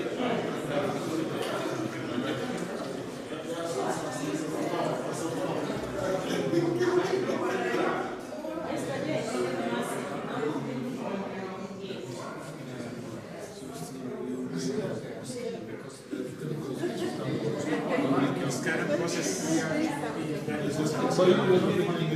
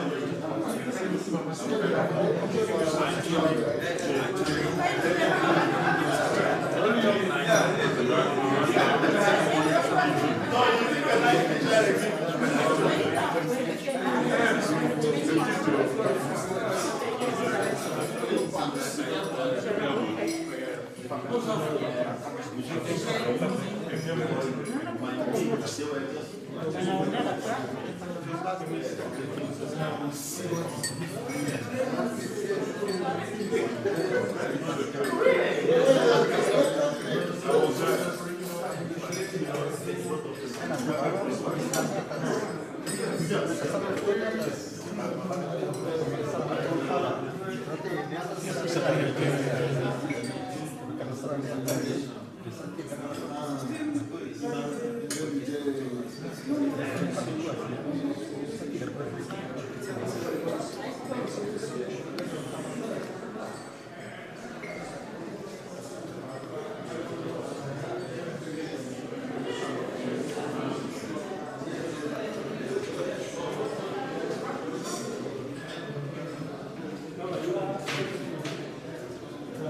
it's transmitted. I open, nobody can do WhatsApp. Oh, okay. Okay, yeah. But as you are on Yes, live, yes. it's okay. Yeah. And with the assistance of our technician here, we have problem issue with him only for one thing, because I never saw the pictures in place. I have seen him always like this, but I never saw any image somewhere. I always tell conference that if you want to see, when you die, you will see them. I hope I will have access to his files when I die.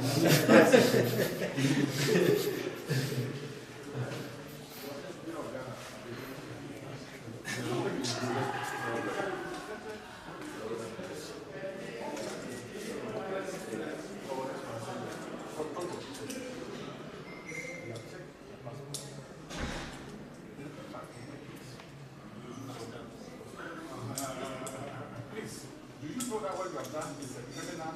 Hey! I said, please, I'm a criminal. So, please go home. Because the office. When you want to get the work, I can't believe you. So I'm comparing myself. Oh, yes, it. Let's say yes or no. Yeah.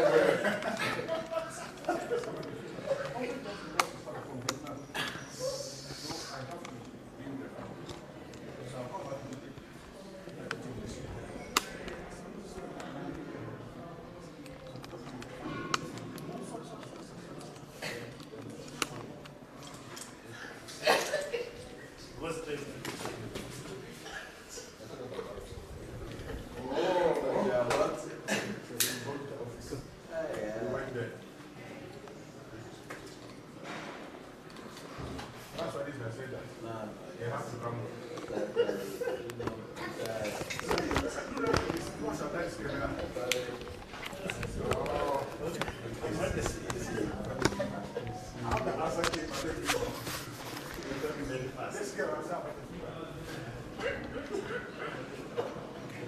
See now.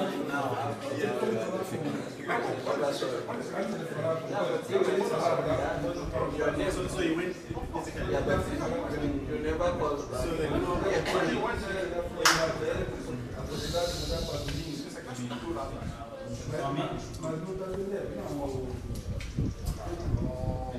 they know. So when he gets there, when he goes, they go and meet you, then you settle them.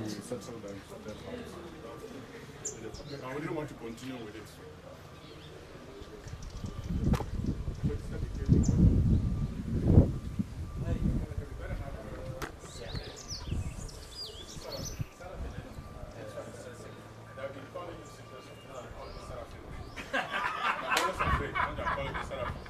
Some people come here.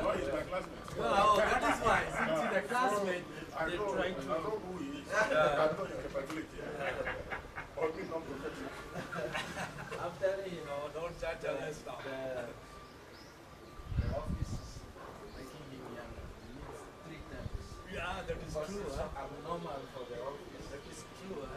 I completely agree with you. Yeah. But I saw him in Rome, Yeah. and what I see him now. Yeah.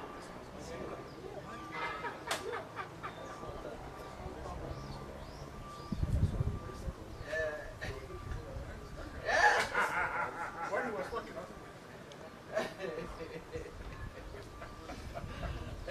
Well, when we are energetic, we request to go ahead, do what is right. That's it.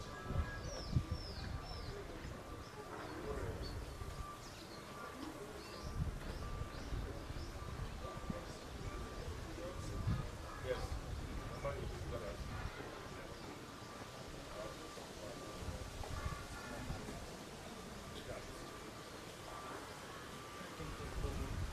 Ah, yes.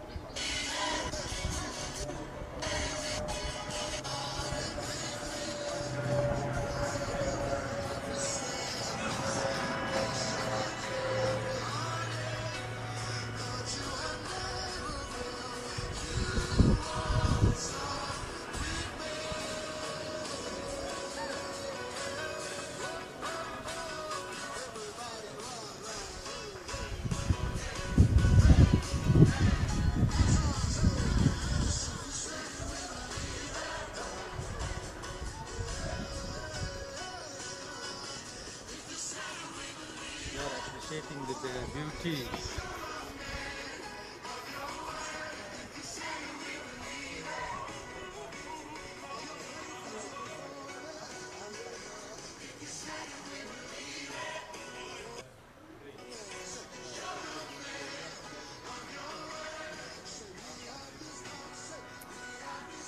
Kita.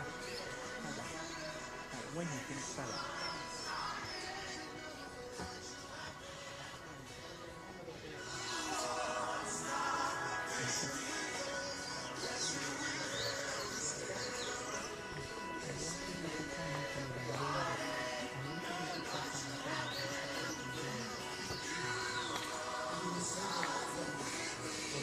So now there is another meeting. It is coming. You have got information or not? You have got yes, it is on March 4th. Did you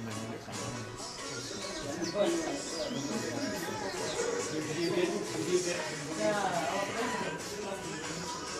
Yeah, but you have to register. No, he's the one who participates. No. Now this one anybody can participate. So only you need to get the link and you have to register. This is not a president. Alpha. Yeah. You have to get the link. You have email address. The stand is this way. Or you have to be there. Okay.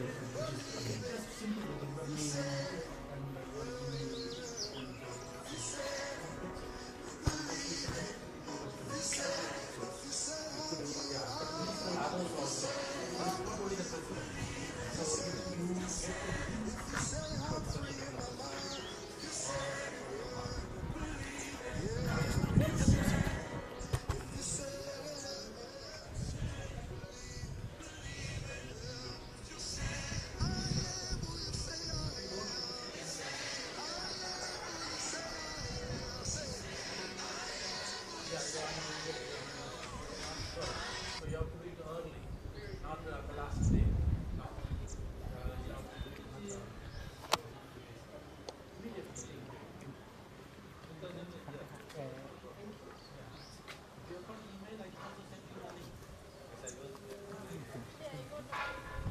When you finish, I need a tour.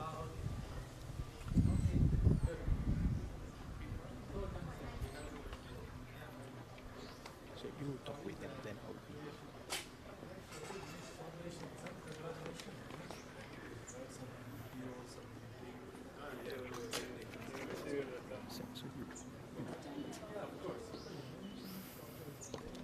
So, we are talking to our conference, so we'd like you to know.